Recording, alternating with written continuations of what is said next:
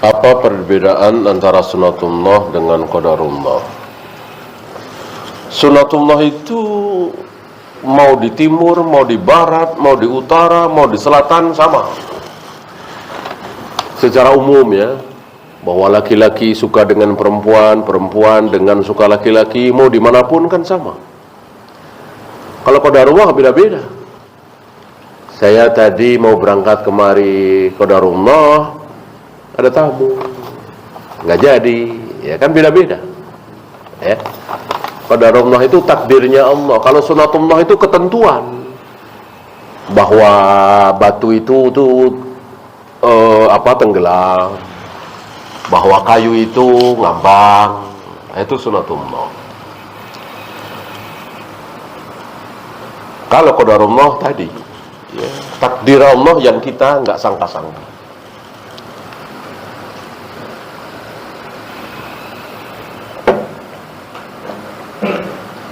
Apakah berbeda antara sigot mubalaghah dengan makna mutabadir? Berbeda. Sigot mubalaghah tadi ya, sigot itu kan susunan kalimat. Mubalaghah apa? Balagha yubalighu mubalaghatan, bersangatan.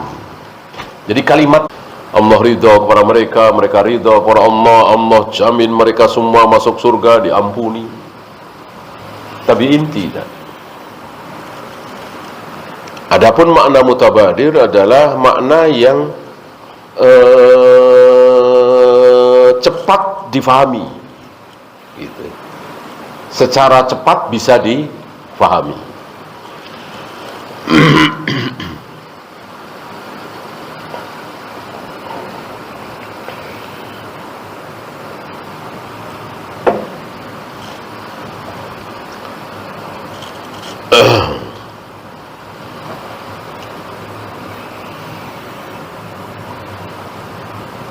Saya membaca bahwa Abu Darda mengatakan Muawiyah salatnya mirip seperti Rasulullah. Mengapa nama Muawiyah sering dilupakan oleh umat Islam? Inilah syubhat. Ya. Nggak usah Muawiyah terlalu jauh. Ya. Dan itu masih di zaman sahabat. Antum masih ingat barangkali bagaimana ada seseorang yang menuduh Utsman. Luar biasa kan? Utsman jauh lebih mulia dari Muawiyah. Ada aja yang memfitnah. Subhat. Ya. Apa? Muawiyah tidak ikut perang Badar. Muawiyah lari ketika perang Uhud. Utsman tidak ikut perang Badar. Utsman lari dari dalam perang Uhud. Utsman tidak ikut Bai'atul Aqabah. Ada tabi'in kan hari itu Utsman tidak seperti Abu Bakar dan Umar. Alhamdulillah untuk Abu Bakar dan Umar nggak ada satupun kaum muslimin yang terkena syubhat. Abu Bakar jahat, Umar pendosa, nggak ada. Ya, kalau Rafidhah yang mengatakan jangan dianggap orang dia bukan kaum muslimin. Ya, ini kaum muslimin, tapi mencela Utsman. Tadi diantaranya, Utsman tidak ikut perang Badar, Utsman lari ketika perang Uhud, Utsman tidak ikut Bai'atul Aqabah. Itu ditanyakan oleh beberapa tabi'in di hadapan Abu Hurairah. Abu Hurairah mengatakan, sini, duduk. Ya, ini Utsman sudah wafat. Duduk. Ya, dijelaskan oleh Abu Hurairah. Kenapa Utsman tidak ikut perang Badar? Siapapun yang tidak ikut perang Badar tidak tercela. Kenapa?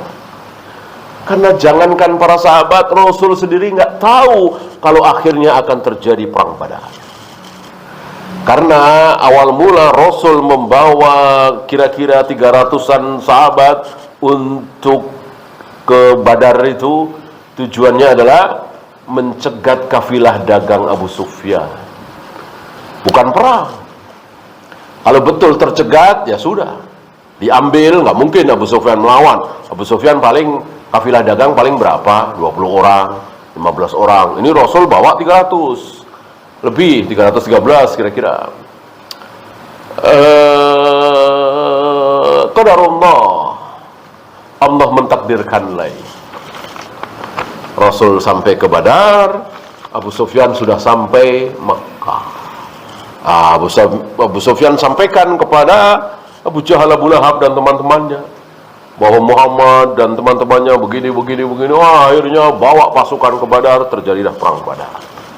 Maka siapapun yang tidak ikut perang Badar tidak tercela. Yang kedua, perang Uhud, lari, nggak ada yang tidak lari ketika perang Uhud. Kocar kacir nggak karuan, itu putaran kedua. Putaran pertama keadaan masih dikuasai oleh kaum muslimin. Bahkan pasukan Khalid bin Walid, waktu itu Khalid bin Walid masih kafir, bercerai-berai. Ya. Putaran kedua, kocar kacir kaum muslimin gara-gara tidak taat pada Nabi. Pasukan panah tidak taat pada Nabi sallallahu alaihi wasallam. Nggak karuan, nggak ada yang tidak lari. Kemudian Bai'atul Aqabah, kenapa Utsman tidak ikut? Justru Bai'atul Aqabah itu terjadi karena mendengar Utsman dibunuh. Utsman diutus oleh Nabi untuk menjumpai kafir Quraisy supaya diizinkan masuk Mekah. Akhirnya nggak diizinkan kan? Maka berjanji setia di bawah pohon itu Bai'atul Aqabah. Ya, pergi sana. Sekalian buang subhatmu. Ini menunjukkan bahwa di zaman sahabat saja sudah mulai muncul subhat-subhat seperti itu, tapi hilang. Ya, tidak dibawa mati, tidak diwariskan. Beda dengan hari ini, diwariskan. Subhat itu diwariskan. Yang melakukan berbagai macam bid'ah, bahkan syirik, diwariskan.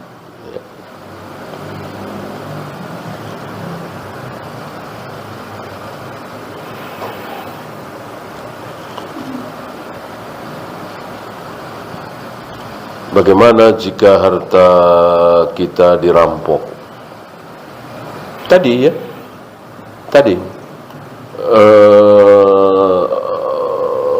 pernah ditanyakan kan kepada Nabi alaihi salatu wassalam, dan Nabi menjawab, pertahankan.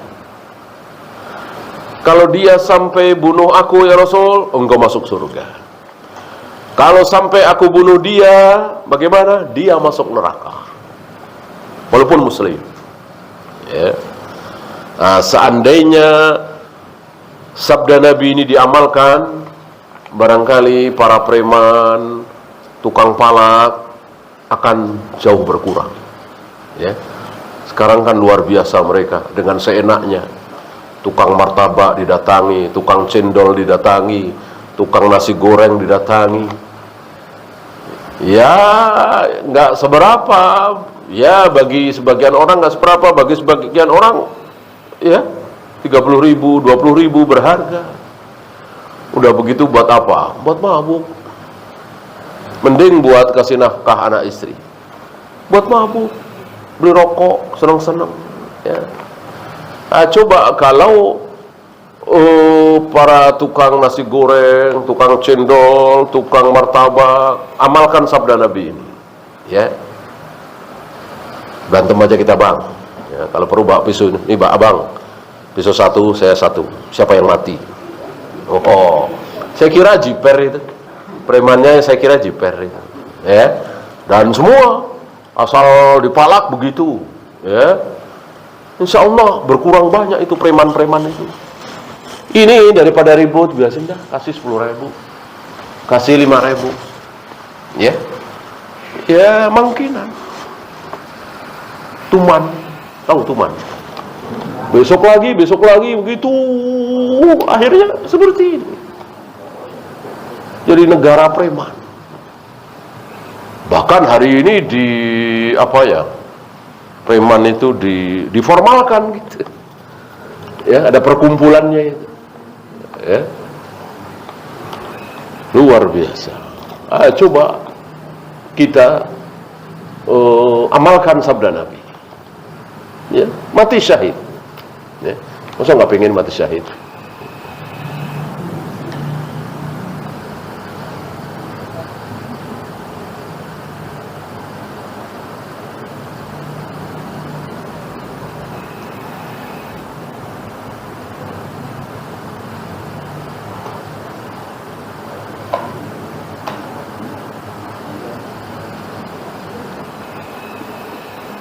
Bagaimana yang lebih baik, umroh dahulu atau menikah dahulu? Kira menikah, menikah insya Allah. Apalagi hari ini syahwat luar biasa, aurat di mana-mana. Selamatkan dengan cara menikah. Dengan menikah insya Allah, ya. Nanti umroh dengan istrinya, ya.